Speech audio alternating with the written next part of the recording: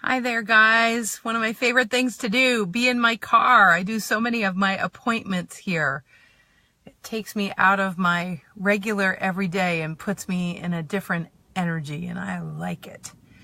So, listen, I had a question in one of our programs, Get Out of Your Own Way to Thriving Body. And it was a question from our dear buddy, Jenny, and I wanted to make sure that her question got answered. The question is, how come if we're embodying deeper truths, it looks like sometimes old patterns or some old problem or way of being or strange circumstance will happen again, even though you've done all of this work on yourself. So first, I want to talk about what embodiment means. What embodiment means is when you have a paradigm that shifts, and I'm going to give you an example for me. An example for me is, and you look to see if you understand what embodiment means. Physiologically, what it means is that your left brain and your right brain have realized a new conclusion about life. And that is your new truth. So this technology that I'm talking about kind of transcends the idea that one needs to NLP would say you need 21 days to reprogram the brain. Well, the technology that we use is a lot faster because you actually don't have to necessarily reprogram the old brain. What you do is you actually come to a deeper conclusion about life such that old neural pathway, that old neurosynaptic highway in your brain, you don't even want to use it anymore. I'll give you an example. So, my father and I had a conversation with him once, and I knew that what there was to do was to have this very deep conversation with him because my whole life I'd been running this pattern where I sort of acted like a 3-year-old or a 5-year-old, or I submitted, or he would get angry and I would cower, that kind of thing. And I wanted a grown-up relationship with him, but I didn't know how to do it. All I knew is that I needed to apologize to him. So I took my understanding that I needed to apologize, and I phoned him up on the phone. Really tough guy. Remember, this guy's a really tough guy. And he's a football playing, hockey playing, tough guy. And what I did was I phoned him up and I said, listen, Dad, I need to apologize. I might cry when I say this, by the way. I need to apologize to you. So this is an example of embodiment. This is an example of an entire paradigm shift in your physical body so that you don't go back to old patterns. So then what happened is I said to him, I phoned him up. I didn't want to, but I did. I phoned him up and I said, listen, Dad, here's the thing. I've been keeping my life from you because I'm afraid you would be disappointed or that you wouldn't accept me. And when you yell, I perceive that or when you get upset, I perceive that as you don't love me anymore, or whatever the case is. And now, I've never made these kind of calls to my dad before. This was this was really scary to do. And there was silence on the other end of the line. And I said, sometimes I'm afraid that you're not proud of me, or that it's, that you're not proud of me. Still silence. And then all of a sudden he speaks up and he says, Jennifer, now get this, really tough guy. He says, I could not be more proud of another human being than I am of you. It's just sometimes I get frustrated because I'm worried you won't be happy. Just know that all of the gruffness from me, it lasts like 3 minutes and then it's gone for me. And for the first time, my dad said to me, I love you. Now, I didn't need him to say, I love you. I actually needed him to, that didn't bother me. But what I really heard in his voice was that for him, he doesn't drop his love when he gets angry. He doesn't drop his love when he gets frustrated. And also, I heard that I just got validated what was actually true, that he was proud of me. In that moment, what happened was something shifted in my brain because I had it that I needed to change my behavior for him to love me. In that instant, I realized that I didn't have to change my behavior for him to love me, and that he was going to remain the same. And if I really wanted to stay in connection with my dad, my job was to change my behavior and just joke around with him every time he got angry, which is what I do now. So a left brain, right brain reconciliation actually causes a complete change in behavior. You don't be that way anymore. Now, here's the answer to the question, people. And hi, Betty Lou, and hi, Chars. Here's the answer to the question. So do I ever, sometimes when my dad gets pissed off or when he gets frustrated, do I ever still feel the old neurosynaptic highway come up? Or do I ever feel the energy of, oh, I'm afraid, or I want to cower, or whatever? Yeah, sure, it comes up. It's not like the pattern or the imprint of, 20 years, probably 28 years at that point, goes away. But now I have a choice. I have a choice because you see, those old neurosynaptic highways, they don't disappear the instant that you shift. They don't change. They don't disappear. They start fading because you don't use those old habits anymore. In other words, the cowering habit or the freaking out habit. So my point for you is this, that when you embody a new realization, when your left and right brain, when your logical brain has a conversation with your expansive cosmic brain, and your cosmic brain is coming to a new realization, it's like, oh my God, everything I thought about my dad was wrong. Okay, so now what am I going to do different? Just because I started doing something different and new doesn't mean that the old habit goes away. So now I have a choice. The choice is either I go to the new habit, which is why I am such a fan. I am so adamant. I am so just championing myself and all of you to create patterns, to create new habits, to start doing something new that's towards the new choice. So I had to, it would have been easy.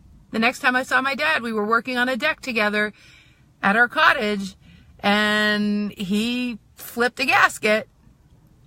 And that's the first time I remember was helping him in the basement put paneling on a wall, and he flipped a gasket. So that's the first time I remember ever experiencing that. So it would have been easy to go to the old pattern. But then I realized, oh, wait a second. My left brain talked to my right brain, and my right brain said this. Therefore, I'm going to crack a joke right now, because my dad I was trying to protect and make sure I was lovable, but he already said I am lovable. Therefore, I'm going to behave differently. So I made a choice. So I call those ghost highways. They're ghost highways in your brain that still exist. And it takes a while to make the deliberate choice to activate and give energy to the new patterns. But it's why we're so adamant in all of our programs that everyone does the homework, because the homework is to develop practices that are in a new direction. And the practices in a new direction give you a much more compelling choice to make. And by having I always call those neurosynaptic highways, the old ones, let them get crumbly, let them get unused, let all the plants die in the hanging baskets, and create an entirely new neurosynaptic highway based on the deeper truth that you've realized. Put hanging baskets up, make some cobblestones, spend some time on that highway so that it is there and ready for you. It does not take 21 days to break a habit. It takes an instant to break a habit. That is a misnomer. It takes a second. It takes a choice. So that's one.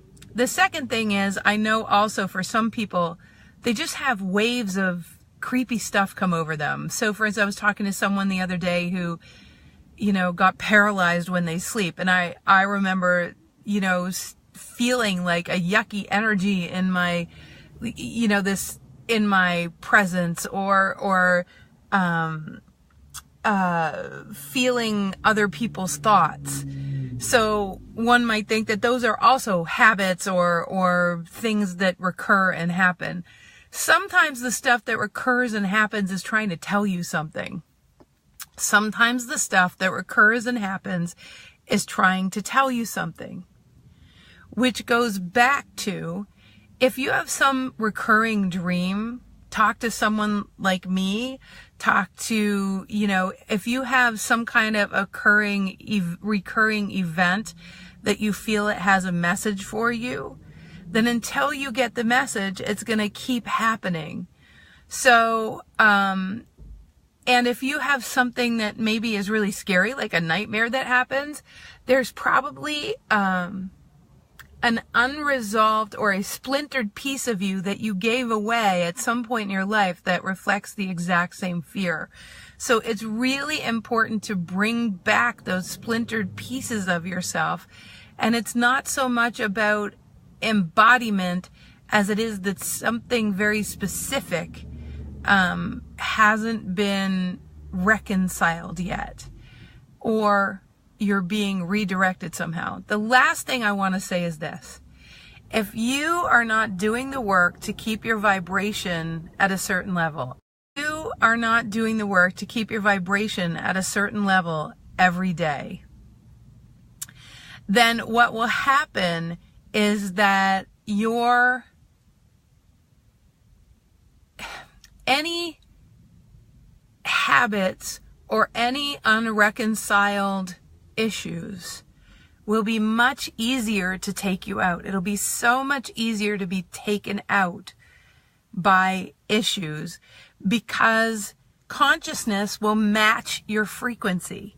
So if you're not doing the work every day to just make sure your head's in the right place, to make sure you're moving in a certain direction, making choices that create upon creation, if you're not doing that, what happens is those unresolved energies can actually, just get your attention much more deeply, right? And it's really important to do the work. It's really important to consistently every day do the work. Because if you consistently every day do the work, what you'll get even from doing that in between your great days or your bad days is you'll create a different set point for your life. So there's doing the work like taking a program or getting a guide or, things that, we do at the Wide Awakening using this technology. But there's also doing your work in between and not giving your power away to people who teach courses or to programs. Okay? It's just, so important to be responsible for your own awakening. Don't give your power away. We've had that conversation before too. All right, guys, don't give your power away to a pro. You've got to do the work on yourself. It's your life. Okay. So anyways, we've got lots of stuff going on. I really recommend, if you haven't done any work with us, go on our website, thewideawakening.com. And you'll see a pop-up comes up if you're not currently on our weekly awakenings. We do activations every week. And in the activations, you'll get the first 3 days of days of awakening, and their videos. Each of them is a left brain, right brain reconciliation. There are 12 in total, but we give you the first 3 for free. Let yourself experience them. Feel what it feels like to know that when your brain reconciles, you just literally told your body that you're no longer interested in the old neurosynaptic highway and you're setting yourself free. So, and if you have friends that could use that kind of stuff, send them there. And also innate abilities too. You get the whole first class of innate abilities, I think, in the after a couple of weeks or something. So anyways, guys, I love you. Thank you for coming to play. I hope that made sense. Thank you for participating.